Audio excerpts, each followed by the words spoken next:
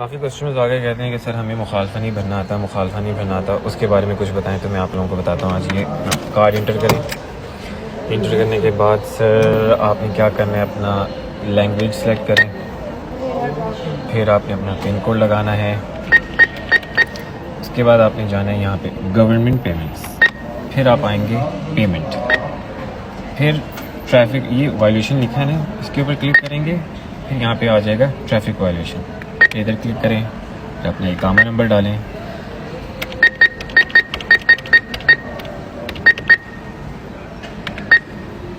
फिर यहाँ पर ये मुखालफे आ जाएंगे जितने हैं, मैं अब दिखा नहीं रहा लेकिन यहाँ पे मुखालफे हैं उसके बाद फिर आपने यहाँ पे ये बटन है कंफर्म का, कंफर्म दबा देंगे तो आपके ये मुखालफे जमा हो जाएंगे। Thank you.